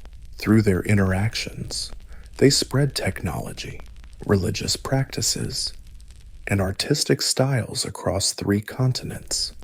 Egyptian scarabs showed up in Iberian tombs. Babylonian cylinder seals were found on Greek islands. A connected network formed not through blood or sword, but through commerce. Yet, despite all this influence, the Phoenicians left behind very few massive ruins. Their legacy is less about grand monuments, found instead in shipwrecks, scattered pottery, and the alphabet we still use today, while seafarers like the Phoenicians made the Mediterranean a major trade highway. Another vital network was booming far inland, across the vast deserts of North Africa and the Arabian Peninsula. These were the camel caravan trade routes, ancient highways carved deep into the sand where survival was measured mile by mile. The desert might seem like a barrier, but to ancient traders, it was a corridor. Long before paved roads existed, camel caravans linked sub-Saharan Africa with North Africa, the Levant, and Arabia. These caravans moved gold, salt, frankincense, aromatic gums, ivory, slaves, and stories. The camel, dubbed the ship of the desert, turned every dreams come true, domesticated around 1000 BC. The dromedary camel can handle scorching heat, trek for days without a sip of water, and carry up to 600 pounds. In North Africa, trans-Saharan trade routes flourished between kingdoms like Ghana, Mali, and later Songhai. This wasn't some barren wasteland. It was a network of oases, market towns, and hardy caravans where traders rested, watered their camels, and swapped goods under starry skies. Gold from the Niger River basin was hauled north, usually traded by weight for salt, a crucial tropical resource. Salt from the Sahara was cut into huge blocks and shipped south, forming the backbone of empires. Meanwhile, in Arabia, the incense trade was booming. Frankincense and myrrh, harvested in southern Arabia, today's Yemen and Oman, were prized in Egypt, Mesopotamia, Greece, and Rome for temples, medicine, and funerals. Caravans crossed the Arabian desert along routes like the Incense Road, stopping at cities like Petra and Mecca long before Islam rose. This was no quick trip. Some caravans took months, even years. Traders faced sandstorms, bandits, and deadly dehydration. But the rewards, huge. Cities like Timbuktu, Gao, and Jenne grew rich and influential, becoming hubs of wealth, culture, and scholarship. What the desert trade lacked in monuments, it made up for with resilience. These routes connected continents, empires, and faiths. They stitched Africa, Arabia, and beyond, one dusty footprint at a time. No ancient trade network captured imaginations or reshaped the world quite like the Silk Road, stretching over 4,000 miles from China to the Mediterranean. It wasn't just one road, but a tangled web of caravan trails, mountain passes, and river ports linking the fate of entire civilizations. It truly kicked off during the Han Dynasty, around the 2nd century BC, when Chinese Emperor Wu sent envoy Zhang Qian westward to find allies. Instead, he stumbled on opportunity, discovering that faraway peoples craved China's most luxurious export silk, light, durable, and almost glowing. Silk became a sensation across Central Asia, Persia, and eventually Rome, where senators paid a fortune to wear it. Then fretted it was decadent and dangerous. But silk was just the beginning. East met West through goods, ideas, even diseases. Porcelain, tea, and paper came from China, from India, spices, gems, and Buddhism. Persia offered carpets, glass, and horses. Rome and later Byzantium exported wine, olive oil, and fine metalwork. Every link in the chain brought something new and received something unexpected. The road was brutal. Traders crossed scorching deserts like Taklamakan and climbed icy peaks in the Pamirs. Bandits lurked at every turn, and most merchants never made the full journey. Instead, goods changed hands dozens of times, passed along like whispers through markets and caravan camps. Cultural exchange flourished. Alongside trade, monks, missionaries, and musicians followed these paths, spreading philosophy and fables. The Silk Road didn't just move goods, it carried math, astronomy, medicine, and art. The spread of Buddhism from India into China and beyond is one of the Silk Road's deepest legacies. Cities like Samarkand, Kashgar, and Dunhuang became international hubs, where languages mingled and temples stood side by side. Entire empires rose and fell, fighting over control of key stretches, from the Parthians to the Sogdians to the Mongols. Then the Black Death showed up, probably hitching a ride along these same routes in the 14th century, reminding the world. But trade also carried stuff we couldn't see, while the Silk Road led caravans over mountains and deserts. India provided a superhighway on water faster, cheaper, and in many ways, way more influential.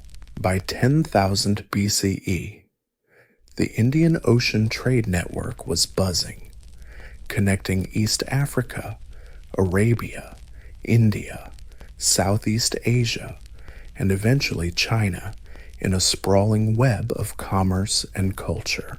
Unlike the unpredictable mess of overland routes, the Indian Ocean had its own rhythm monsoons.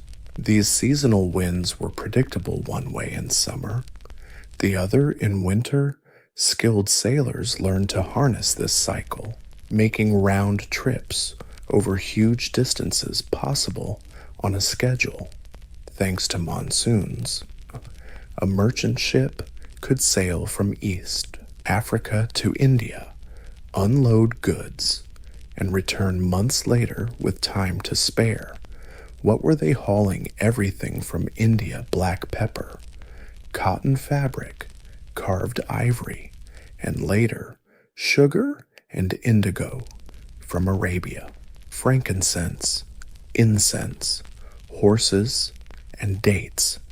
East Africa supplied gold, slaves, and rare animal products. Southeast Asia traded spices, nutmeg, cloves, and cinnamon so valuable they could be worth more than gold per ounce. Islam spread fast along these sea routes, not by conquest, but by trade.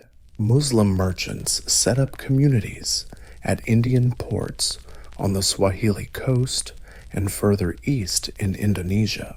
Local rulers often converted for economic perks, blending religion with commerce. Ports like Calicut, Zanzibar, and Malacca became melting pots.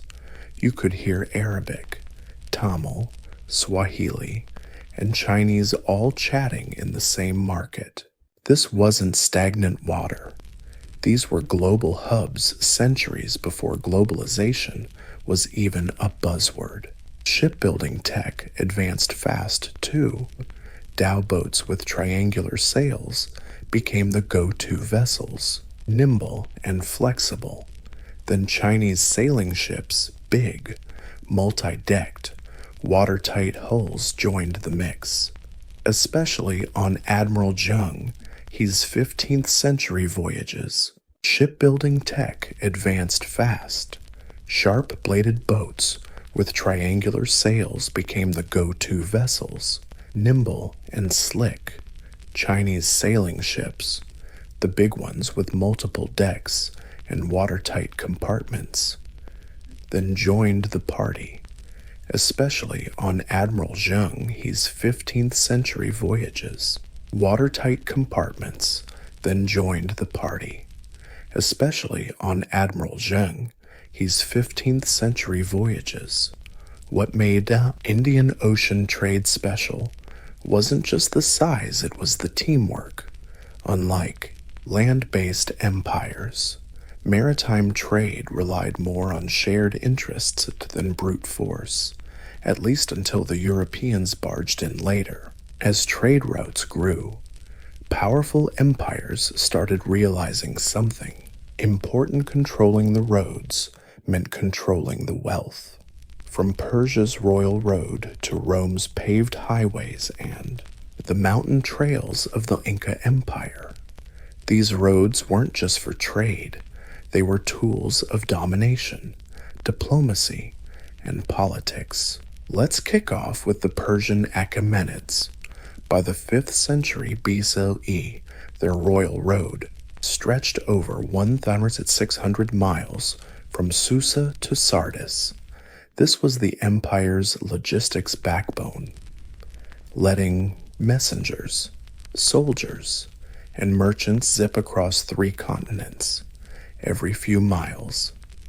There was a station, stocked with fresh horses and guards. A royal courier could cover the whole route in just over a week, unheard of back then. Along with messages, merchants showed up, paid taxes, and fattened the royal treasury. Next stop, Rome, the road-obsessed empire. The saying, all roads lead to Rome, isn't just a cliche. Roman roads were engineering marvels, paved with curved stones for drainage and marked by milestones. The Via Appia kicked off in 312 BCE, connecting Rome to southern Italy and becoming the prototype for a network stretching over 250,000 miles. These roads enabled rapid troop movements, tax collection, and trade. Goods flooded into the empire's center, and far across the sea, another road empire thrived, the Incas. Without wheels or horses, they built one of the world's most impressive road systems. The Inca Empire stretched over 24,000 miles through the Andes, linking mountains from Colombia to Chile. The Chasquis, their legendary runners, relayed messages and parcels across hanging bridges and sheer cliffs. Incas used llamas for transport and tightly controlled who could use the roads, keeping the state's grip firm. For all these empires, roads were more than just travel paths. They were power plays. Rulers showed off their might, enforced taxes, and regulated trade. Merchants used the roads, sure, but only on the state's terms. When Rome fell and medieval kingdoms rose, many ancient trade routes decayed or got abandoned. But the craving for connection and profit never went away. In fact, the Middle Ages saw old roads revived and new ones forged by some surprising players, religious pilgrims, crusaders, guilds, and ambitious city-states. Faith was a huge driver. Pilgrimage routes across Europe, like the Camino de Santiago, became bustling arteries of movement. Pilgrims carried more than faith. They brought money, goods, stories, and even fresh ideas. Inns, markets, and towns popped up along these holy roads, boosting local economies. Devotion pushed people to move, and trade flourished. Meanwhile, Islamic empires in the East were booming. The Abbasid Caliphate turned cities like Baghdad and Damascus into glittering trade hubs. Muslim merchants expanded commerce into sub-Saharan Africa, Central Asia, and even China, reconnecting the Islamic world with the revived Silk Road. Arabic became the official trade language across 3 continents. Up north, the Hanseatic League emerged, a powerhouse alliance of trading cities like Lübeck, Hamburg, and Bruges. They controlled goods flowing through the Baltic and North Seas, trading salt, furs, grain, and timber. With their own navy and legal system, they weren't just merchants, they were an economic superpower. Italian cities like Venice and Genoa took trade to the next level, sitting perfectly between East and West. They became middlemen for luxury goods from Asia through the Eastern Mediterranean. Spices, silk, and gems flowed through their ports, enriching powerful merchant families like the West. They became middlemen for luxury goods flowing from Asia through the Eastern Mediterranean. Spices, silk, and gems passed through their ports, enriching powerful merchant families like the Medicis. Then came the Crusades. Though they didn't reclaim the Holy Land, they succeeded in reopening and expanding east-west connections. European crusaders returned with more than scars. They brought silk, spices, and new tastes. The result? A surge in demand for Eastern goods and renewed interest in Zwei and Ihut, trade routes by land and sea that could move merchandise. Guilds popped up to protect local economies and standardize trade. Markets turned into fairs. Fairs turned into towns. Towns turned into cities. Trade wasn't just bouncing back, it was becoming institutionalized. By the late 15th century, the world was on the brink of a massive transformation. The era of ancient trade routes was giving way to a new age one, powered by sails, cannons, and global ambition. But the foundation for this huge shift had been laid over millennia on the backs of camels, ox carts, and merchant ships guided by the stars.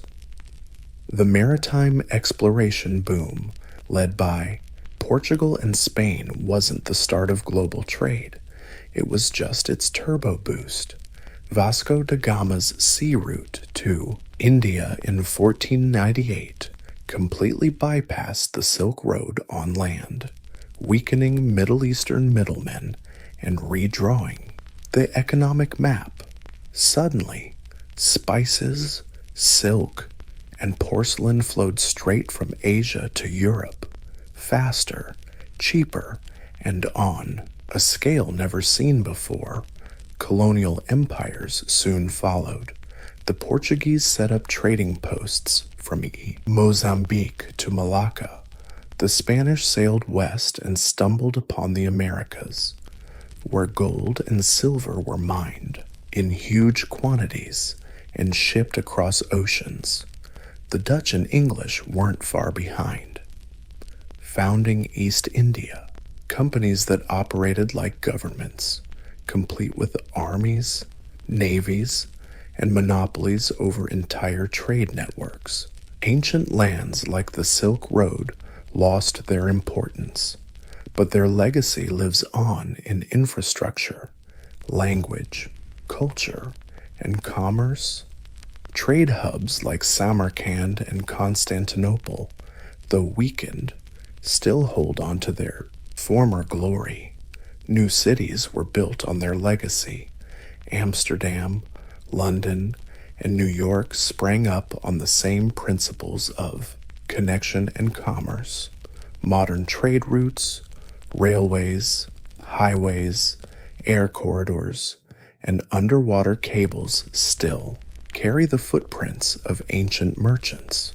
Today, globalization may be driven by algorithms and cargo ships, but its roots trace back to Phoenician sea lanes, Roman roads, and Indian Ocean monsoons, and the impact wasn't just economic.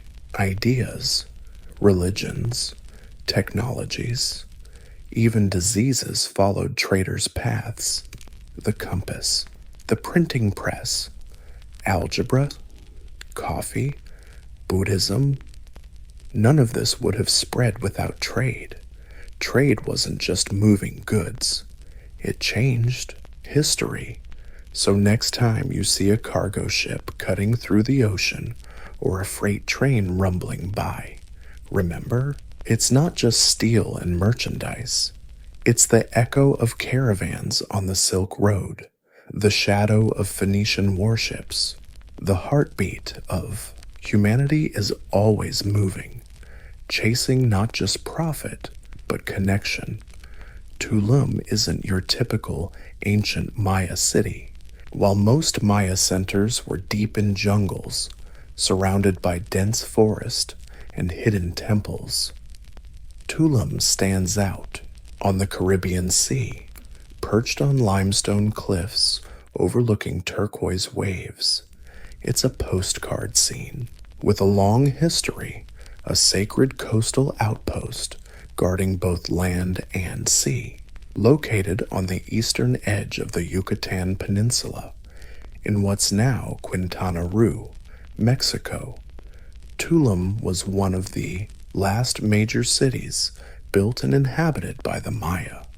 Its peak came relatively late, around these 13th to 15th centuries AD, during the post-classic period, just before the Spanish arrived. But despite its late bloom, Tulum left a huge mark on Maya history. The city's name means the wall in Yucatec Maya, referring to the thick limestone walls surrounding the city on 3 sides. The 4th side opens to the vast expanse of the Caribbean Sea to the east. This combo gave Tulum unique defensive capabilities and symbolic importance. According to some records, the city was originally called Zama, meaning City of Dawn, probably because it aligns with the sunrise from the cliffs. The Maya could spot trading canoes coming from Cuba, Belize, and even Honduras. Tulum was a key knot in the complex maritime trade network, dealing in obsidian, jade, salt, honey, textiles, and dried fish. It linked inland cities like Coba and Chichen Itza to the sea, and its wealth flowed through both canoes and caravans. But Tulum wasn't just a trading hub, it was a spiritual fortress. Every building, platform, and temple was carefully placed, many aligned with celestial bodies, or sacred days in the Maya calendar. This was a city more about stargazing than wave-watching, and even after the Spanish arrived and the city was eventually abandoned, Tulum never truly faded away. Its ruins remain visible from the sea, a haunting reminder to sailors of a civilization that mapped the stars long before Europeans showed up. Tulum might look tiny compared to giant Maya cities like Chichen Itza or Tikal, but don't be fooled by its compact size. Every structure inside those stone walls was purpose-built, guided by astronomy, spiritual beliefs, and strategic design. This wasn't just a city. It was a cosmic map carved in stone, essentially. Tulum's layout reflects the balance between the earthly world and the heavens above.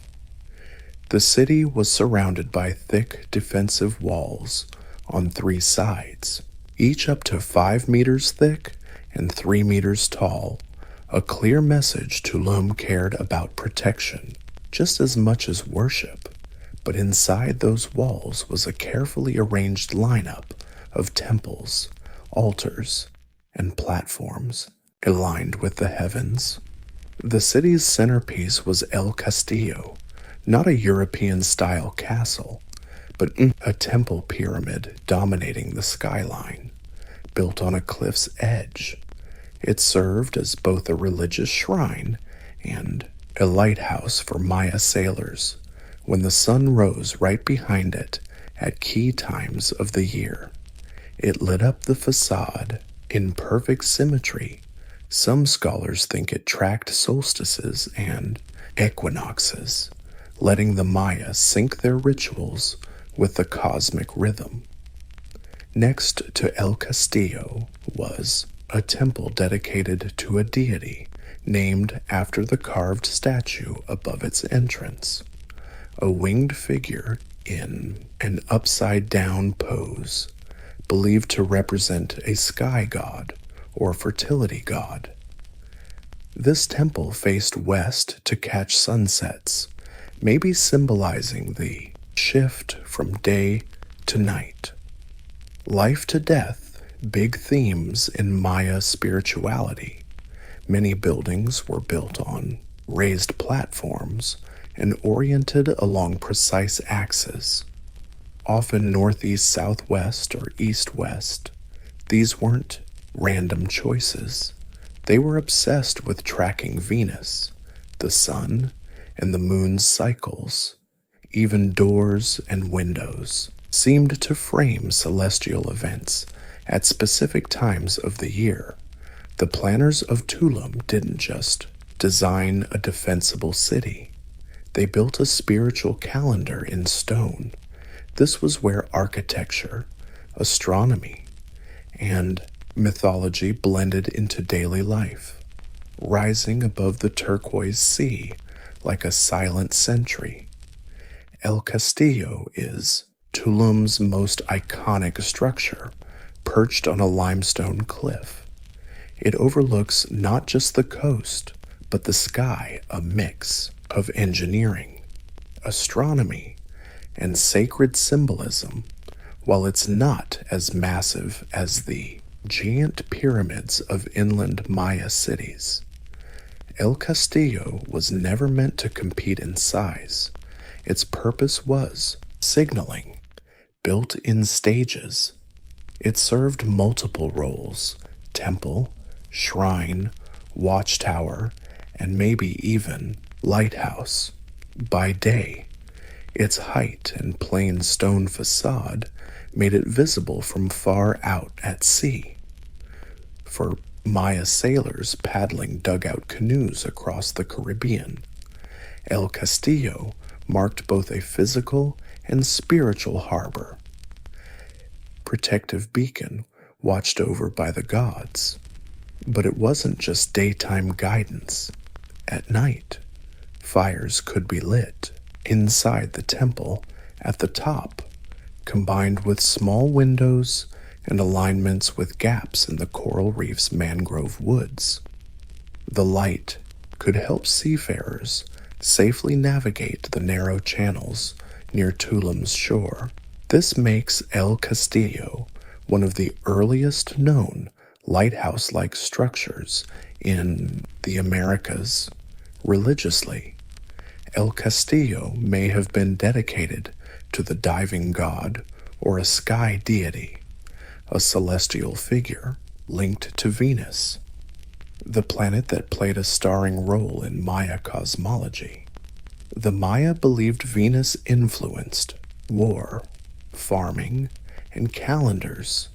Structures like El Castillo tracked its appearance in the sky on certain days in the solar and Venus calendars. The sun would rise or set perfectly aligned with the temple, bathing it in dazzling light, a cosmic light show synchronized just right. The temple is modest in size but raised high for the best view. Stairs and wall niches hint at rituals held on top, where priests performed ceremonies visible from the plaza and the shore below. Unlike the massive inland ritual complexes, El Castillo isn't about grandeur. It's about function guiding ships, channeling solar energy, and connecting sea with sky. Close to Tulum's ceremonial center is one of the most charming and spiritual buildings, the Temple of the Frescoes. Unlike El Castillo's towering height, grabs attention not by size but by detail. It's a multi-level temple complex packed with symbols, figures, and some of the finest surviving Maya murals on the Yucatan coast. The temple served two purposes: a worship space and an observatory. The upper floor probably hosted ritual ceremonies for priests, while the lower level displayed murals and carvings depicting the Maya cosmos.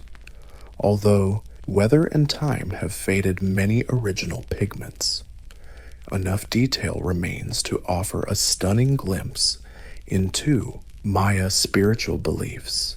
Inside, the murals show temples of gods, supreme beings, and supernatural creatures Most striking is the image of a descending god, often shown upside down, a rare and fascinating figure in Maya art. This god is linked to Venus, fertility, and maybe bees, appearing all over Tulum, reinforcing this god's importance to the city's identity. The murals also depict creation scenes, journeys to the underworld, and cosmic battles, sky bands, earth monsters, and celestial symbols blend into a painted story reflecting the Maya view of a multi-layered universe.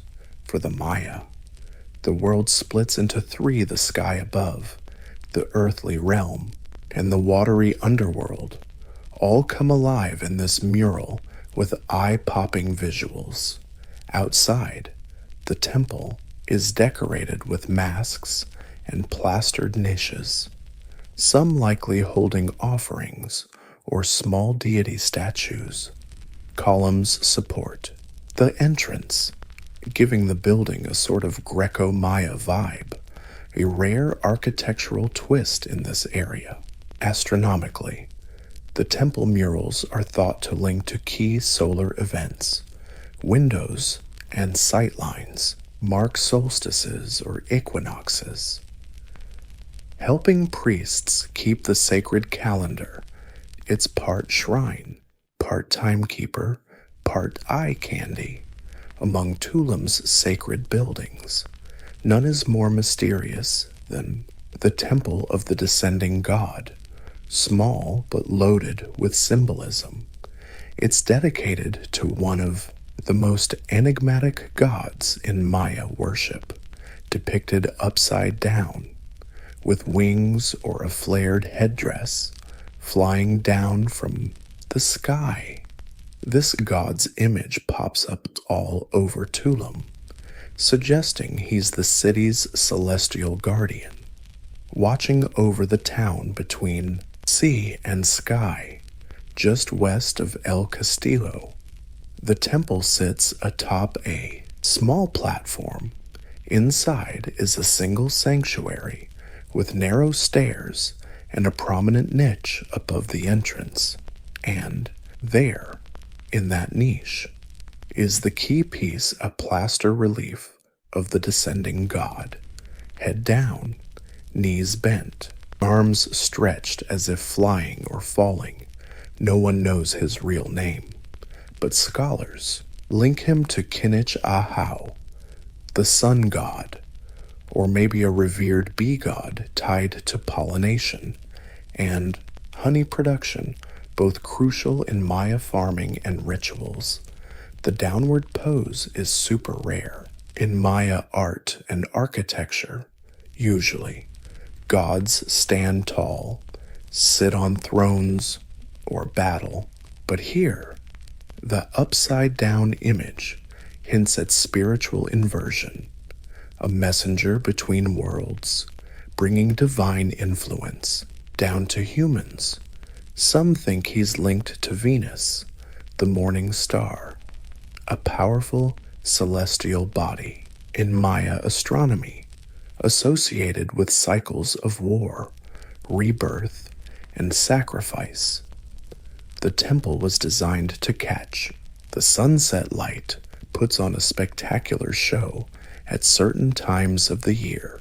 This setup could signal a holiday or a seasonal shift. For the priests in Tulum, moments like this weren't just pretty. Nope. They were God's grand design. Inside, the temple could hold offerings, incense burners, and maybe ashes or bones of some VIPs. Small as it was, this spot was a spiritual hotspot, a place to chat with the sky, interpret omens, and perform rituals under the watchful eye of a descending god. This statue, wings spread wide and upside down, became Tulum's mascot, a city perched on the edge between land, sky, and C at the cosmic calendar's turning point. While Tulum is famous for temples and celestial alignments, the city's physical defenses tell a different tale, a story of protection, strategy, and geopolitical savvy. Unlike most sprawling ancient Maya cities, Tulum was built like a fortress. 3 massive stone walls enclosed the city's inside, while the 4th side dropped off into a sheer cliff over the Caribbean Sea. It was not just sacred, but secure. These walls still impress today, sometimes 5 meters thick and 5 meters high. With narrow passages easy to defend, this wasn't just symbolic boundary lines. These were legit military installations designed to fend off raiders, pirates, or rival city-states. Few and narrow entrances forced any invader to funnel in single-file prime targets for attack and easy to spot. Around the perimeter stood watchtowers low, round buildings with tiny windows or slits giving a crystal-clear view of land and sea. From here, guards could spot incoming canoes long before they reached shore. These towers could also send signals, smoke, or fire to warn the city's elite of any threats or arrivals. But these defenses had a spiritual side too. For the Maya, walls weren't just about keeping enemies out. They separated the sacred from the mundane. Inside the walls was sacred space, temples aligned with the cosmos, rituals echoed to the stars, every step watched over by gods. Outside was wilderness, the unknown, and the chaotic world of politics and war. Tulum's location gave it amazing control over both land and sea routes. It sat along the Maya Coastal Trade Network, a major highway moving goods up and down the Yucatan Peninsula. Salt, honey, jade, obsidian, and cacao passed through this gate. Any merchant sailing the coast would spot Tulum's cliff long before arrival, a reminder of this place's power and protection. In Tulum, power and the sacred were never separate, long before colonial ports and international harbors. Tulum was a thriving maritime trade station, a coastal checkpoint linking inland Maya cities with the Caribbean world. Its location wasn't just chosen for beauty. Strategically placed on the sea with a sheltered beach entrance, Tulum was built to connect. The Maya were expert sailors. They carved massive dugout canoes from sword-shaped trees, some big enough for 20-30 people and hundreds of pounds of cargo. These ships paddled up and down the Yucatan coast, reaching as far south as modern-day Honduras and as far north as the Gulf Coast. With steady trade winds and ocean currents, Maya merchants followed well-established sea routes, making Tulum a crucial stop. Goods poured in from every direction. From the highlands came obsidian, jade, and cacao, priceless items used in rituals and elite exchanges. From coastal areas, merchants brought salt, dried fish, cotton cloth, honey, feathers, and shells. Tulum didn't produce all these goods itself. Instead, it was a distribution hub where goods could be. From coastal regions, merchants hauled salt, dried fish, cotton cloth, honey, feathers, and shells. Tulum didn't produce all these goods itself. Instead, it acted as a distribution hub where goods could be. storage, taxing, and redirecting along the network.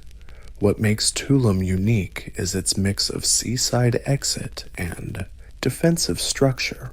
Unlike open coastal towns, Tulum had walls, not just to keep raiders out, but also to control who came and went.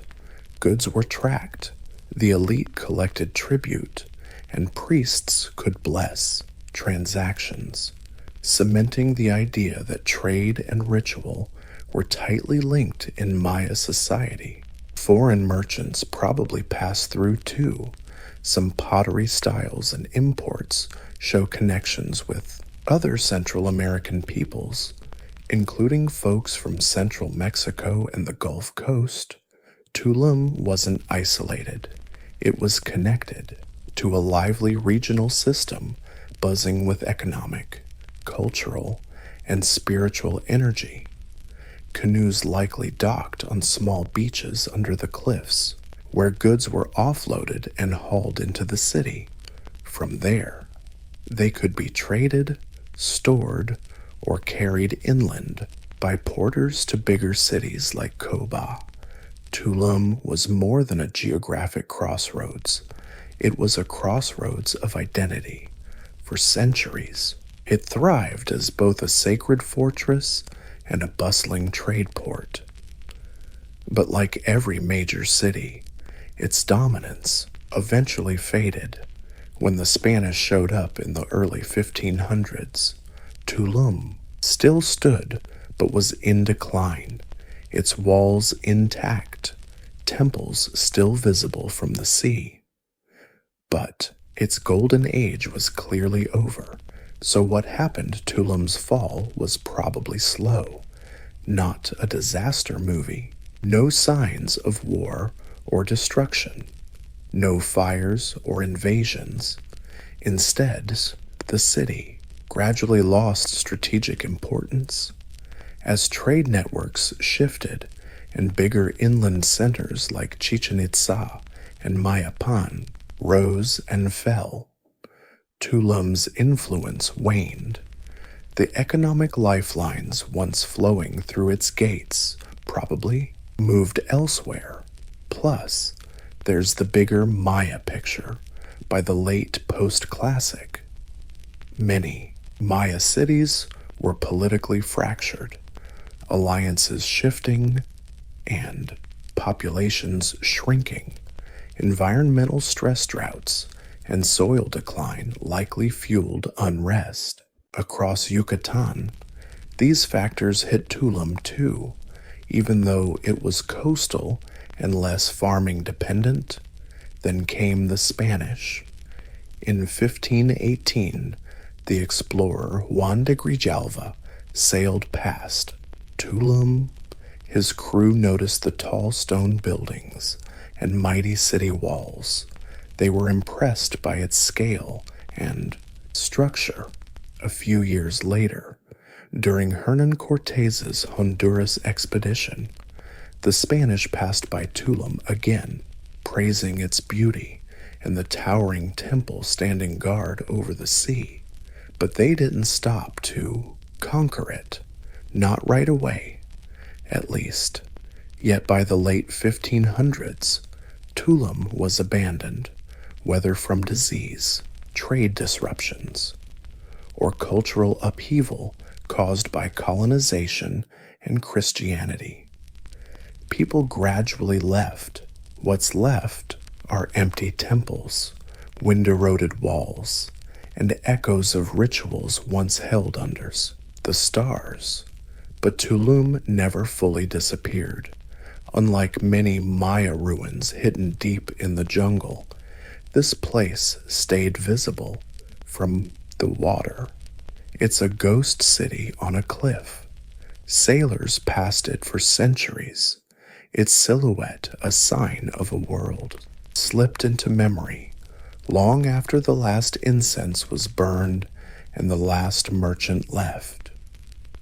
Tulum stood silent by the sea, not lost, just waiting. Unlike jungle cities like Palenque or Calakmul, Tulum was never completely buried. Its cliffside spot made it visible to sailors and locals alike, but it wasn't until the 19th century that it re-entered the world's historical imagination. In 1842, explorers John Lloyd Stevens and Fredericks Catherwood visited Tulum during their famous Maya expedition. Stevens, an American diplomat, and Catherwood, an English artist, were among the first Europeans to document the ruins in detail. The American diplomat and Catherwood, an English artist, were among the first Europeans to document these ruins in detail. Catherwood's illustrations of El Castillo and the Temple of the Descending God were all the rage in Europe, and Tulum quickly became known as one of the most accessible and stunning Maya sites. Archaeological work picked up in the 20th century. The Mexican government started efforts to preserve, stabilize the structures, and clear the overgrowth. Unlike ruins deep in the jungle, Tulum is relatively easy to reach and quickly turned into a popular destination, not just for historians, but also tourists, photographers, and spiritual seekers. Today, Tulum is one of Mexico's most visited archaeological sites. Thousands pass through its stone gates daily, wandering past temples once perfectly aligned with stars and walls that once guarded sacred ground. Visitors go where Maya priests once mapped Venus in the sky, and where sailors once saw the city appear like a mirage from the ocean waves. But the real wonder of Tulum lies in what it keeps revealing. New studies use LiDAR scanning and satellite mapping to uncover more about the site's original layout and its connections to inland cities like Koba. Scholars still debate the true identity of the descending god, the exact function of El Castillo, and the real reasons behind the city's collapse. But beyond the questions, Tulum remains a symbol of resilience, architectural genius, and the Maya's cosmic curiosity. It reminds us that ancient people weren't isolated back then. They navigated oceans, tracked stars, built observatories, and constructed cities around cycles way bigger than themselves. Tulum isn't just ruins on a cliff. It's a vivid testament to a civilization that saw the cosmos as something to connect with, not conquer. And that image still echoes every time sunlight hits those stones.